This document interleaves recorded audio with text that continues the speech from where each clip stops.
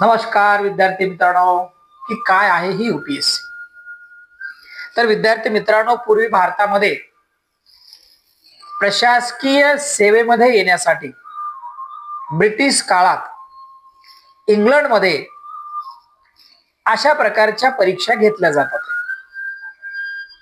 1854 मध्ये ICS Indian civil services अस्तित्वात आला आणि काही काळानं भारतीय विद्यार्थ्यांना संधी मिळावी म्हणून ही परीक्षा भारतामध्ये व्हावी ह्या मागणीला जोर चढला होता. त्याला डिमांड आली होती की भारतामध्ये अशा प्रकारच्या परीक्षा झाल्या पाहिजे. आणि म्हणून 1922 पासून CES म्हणजे सिव्हिल सर्व्हिसेस ही परीक्षा भारतामध्ये घेण्याला सुरुवात झाली, बरोबर. आणि 1935च्या कायद्यानुसार आपले 1935च्या भारतीय शासन कायद्यानुसार काय झालं, FPSC म्हणजे फेडरल पब्लिक सर्व्हिस कमिशन ची स्थापना करण्यात आली 1935 मध्ये. आता हा सगळा आटापिटा यूपीएससी साठी आहे. म्हणजे आता इथपर्यंत भारतीय शासन कायद्यानुसार भारतामध्ये अशा प्रकारचं कमिशन स्थापन करण्यात आलं. आणि स्वातंत्र्योत्तर कालखंडामध्ये म्हणजे स्वातंत्र्याच्या नंतर म्हणजे 26 जानेवारी 1950च्या नंतर यूपीएससी म्हणजे युनियन पब्लिक सर्व्हिस कमिशन ची स्थापना करण्यात आली. आणि ही स्थापना भारतीय राज्यघटनेच्या कलम 315 अन्वये भारतामध्ये यूपीएससी ची स्थापना करण्यात आली.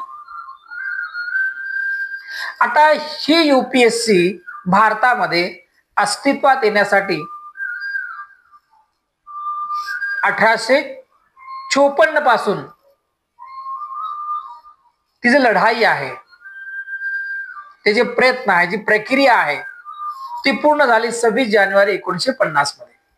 आणि 1950 मध्ये यूपीएससी हे केंद्रीय लोकसेवा आयोग हे स्थापन झाले,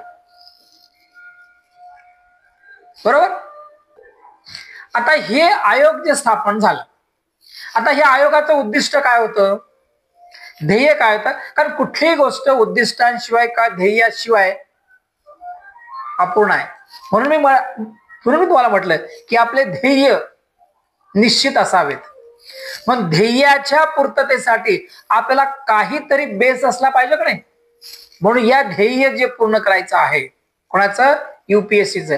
यूपीएससीचं काय ध्येय आहे तर भारतीय प्रशासनामध्ये गुणवान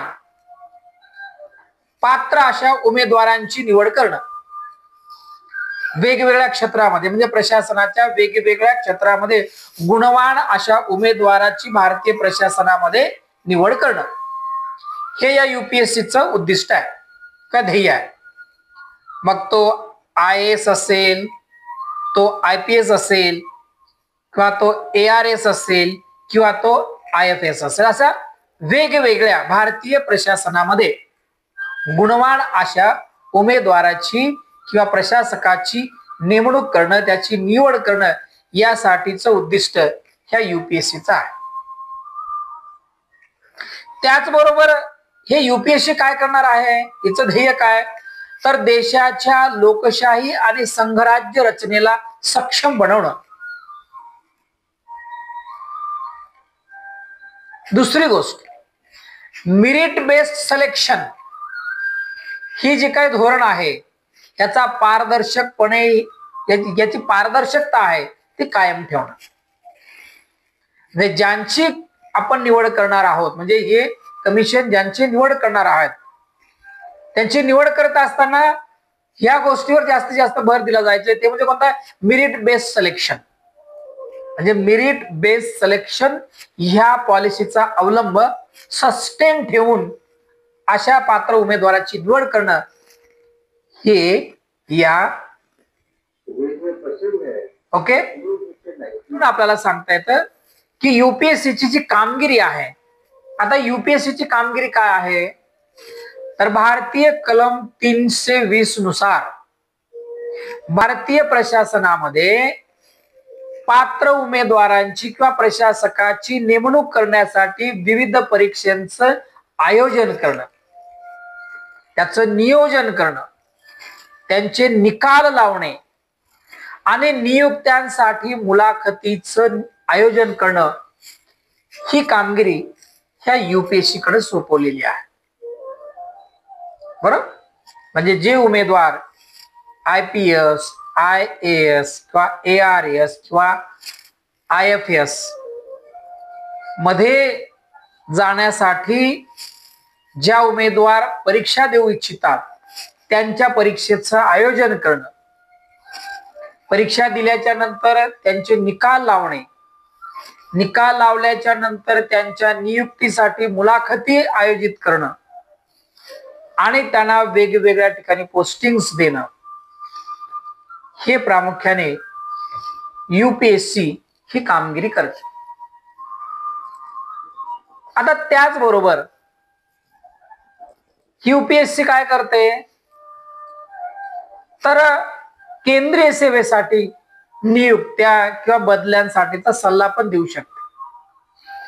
शिस्तभंगाची कारवाई जी आहे करण्यासंदर्भामध्ये सरकारला मार्गदर्शन देखील करू शकते. म्हणजे ही अशी वेगवेगळ्या प्रकारची जी जबाबदारी आहे, जी कामगिरी आहे, ती कलम 320 नुसार ही युपीएससीला पार पाडावी लागते, या आयोगाला पार पाडावी लागते.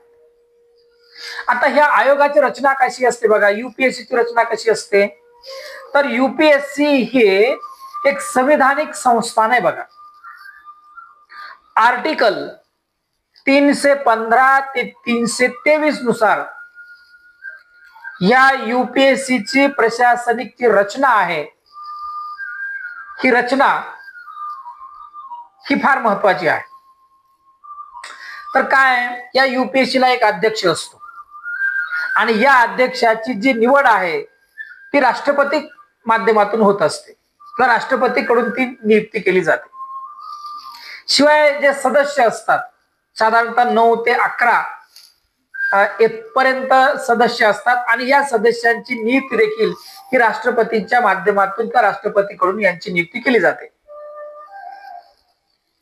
यांचा जो कार्यकाळ आहे, म्हणजे या युपीएससी ह्या कमिशन मध्ये जे अध्यक्ष, जे सदस्य आहेत किंवा जे असतात, त्यांचा जो काम करण्याचा कालावधी जो आहे, सेवाकाळ जो आहे तो 6 वर्ष आहे किंवा 65 वर्ष, जे आधी होईल त्याच्यानंतर ते निवृत्त होऊ शकतात. शिवाय सध्या जर आपण युपीएससीच्या बाबतीमध्ये जी रचना आहे त्याविषयी जर आपण चर्चा केली तर या युपीएससीच्या प्रशासनिक रचनेमध्ये सध्या जे अध्यक्ष आहेत युपीएससीचे ते डॉक्टर जयकुमार आहेत. या जयकुमारने आपला पदभार 15 मे 2025 रोजी स्वीकारलेला आहे. यांचे जे सदस्य आहेत हे लेफ्टनंट राज शुक्ला, जे निवृत्त आहेत भारतीय सैन्यामधून, सुमन शर्मा आहेत, ते IRS आहेत, डॉक्टर दिनेश दासा हे शैक्षणिक क्षेत्रामधून आहेत, त्याच्यानंतर विद्युत बिहारी जे आहेत हे IAS आहेत आणि सिलवर्धन सिंग जे आहेत हे IPS आहेत. त्याचबरोबर संजय वर्मा हे IFS आहेत, सुजाता चतुर्वेदी ह्या महिला IAS आहेत आणि अनुराधा प्रसाद ह्या देखील एक IDA आहेत. अशा प्रकारे या युपीएससीच्या प्रशासनिक रचनेमध्ये सध्या यांचा समावेश आहे, अध्यक्ष आणि वरील खालील सदस्यांचा. आता विद्यार्थी मित्रांनो, ही सगळी रचना पाहिल्याच्या नंतर आपल्याला आता युपीएससी विषयी आता आपल्या मनामध्ये कुठल्या प्रकारचा संभ्रम किंवा समस्या नसावीत, कारण युपीएससीचं स्ट्रक्चर असं आहे. युपीएससी स्थापन होण्याच्या पाठीमागे त्याचा इतिहास आपण पाहिला. युपीएससीचा जो कारभार आहे, जो प्रशासन चालवण्यासाठी जो काही फोर्स लागते, त्या फोर्स विषयी देखील आपण माहिती केली की त्या फोर्समध्ये अध्यक्ष असतात, उपाध्यक्ष असतात, त्यांच्या कार्यकाळाविषयी आपण देखील माहिती पाहिली. आणि या युपीएससीची जी जबाबदारी आहे ही कोणत्या प्रकारचे काम करू शकते, त्याचबरोबर याचे ध्येय काय आहे, त्यांचं उद्दिष्ट काय आहे, या विषयावर देखील आपण चर्चा केलेली आहे. आता यानंतरच्या दुसऱ्या मार्गदर्शन शिबिरामध्ये आता आपण डायरेक्ट थेट परीक्षांविषयी आपण चर्चा करणार आहोत दुसऱ्या सत्रामध्ये. तोपर्यंत आपण या ठिकाणी थांबूया. जय हिंद, जय भारत.